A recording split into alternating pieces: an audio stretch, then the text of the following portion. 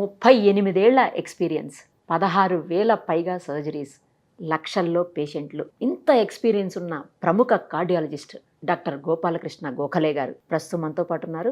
Doctor గారు నమస్తే అండి. నమస్కారం.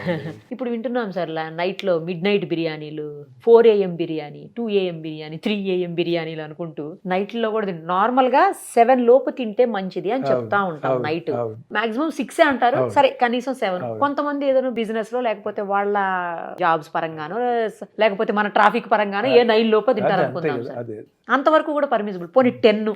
కానీ మరీ 12కి 1కి 4 AM బిర్యానీలు ఇవన్నీ చూస్తుంటే మరి ఇవి తినొచ్చా సార్? అసలు ఎన్నో రూల్స్ ఉన్నాయి, మన ట్రాఫిక్ రూల్స్ ఉన్నాయి, ఏం మార్చక్కర్లా. మనకున్న రూల్స్ ఏ బ్రిటిష్ వాళ్ళ దగ్గర నుంచి వచ్చిందో లేకపోతే ముందర మన వాళ్ళు రాశారో, they are there for decades. Correct. కానీ ఫాలో అవుతావా? ఎందుకు ఫాలో అవ్వు?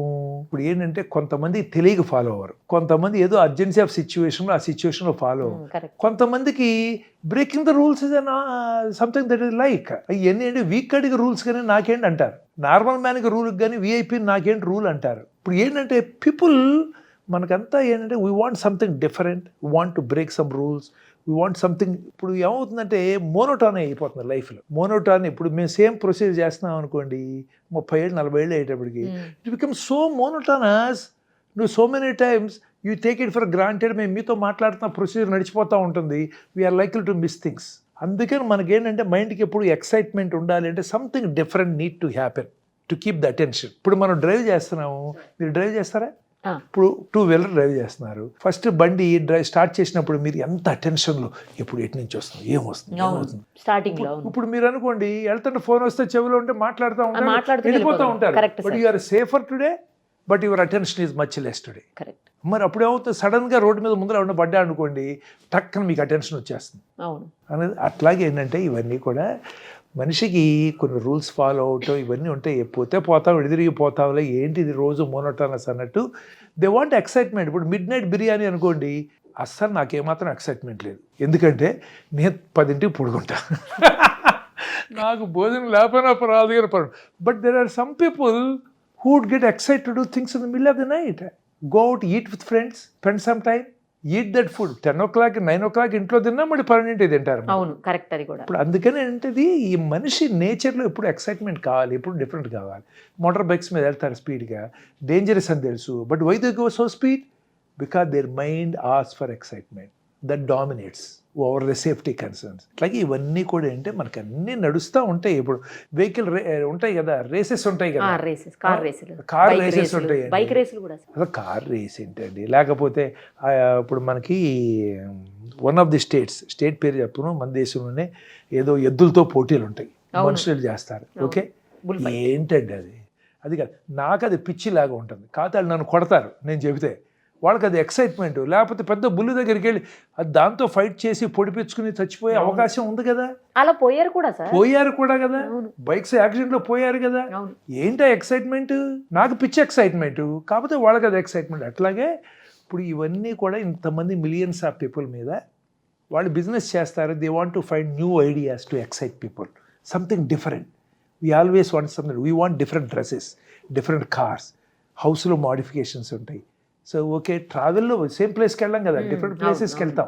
సో అట్లాగే ఏంటంటే ఇవన్నీ ఉంటాయి, తింటారు. They are not safe, but then once in a while, నేను గ్యారంటీ ఇవ్వట్లేదుగా, నువ్వు అంతా కరెక్ట్గా తిన్నా నువ్వు బాగుంటావు, నేను గ్యారంటీ ఇవ్వట్లేదు. కాబట్టి once in a while you have to do those things, enjoy, but in moderation. Everything in moderation, ఏదైనా మోడరేషన్. ఇప్పుడు తింటావు, రోజు మిడ్ నైట్ బిర్యానీ తింటే ప్రాబ్లమే, అంతే కదా. మరి రోజు బిర్యానీ తిన్నా, పగలు తిన్నా పోవటం గ్యారంటీ. పగలు తిన్నా కూడా రోజు తింటే, వన్స్ ఇన్ వైల్ తింటే దట్స్ ఓకే.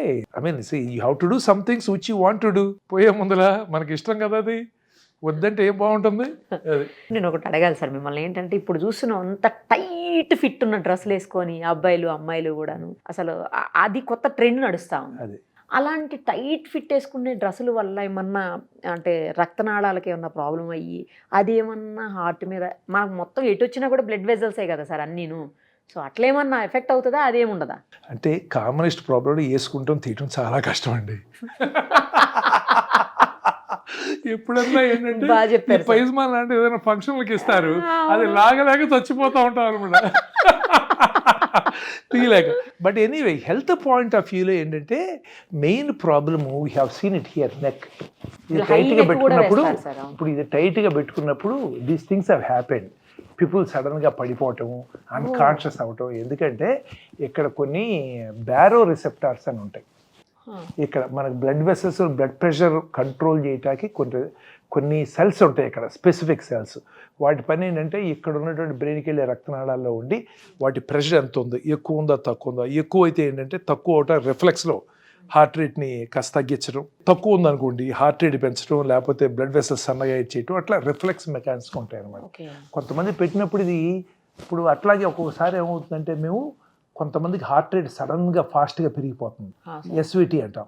అప్పుడు వచ్చినప్పుడు వాళ్ళు ఇక్కడ మసాజ్ చేస్తే హార్ట్ రేట్ తగ్గిపోతుంది, ఈ రిసెప్టార్స్ స్టిమ్యులేట్. అట్లాంటప్పుడు అంటే కొంతమందికి these are all very well known.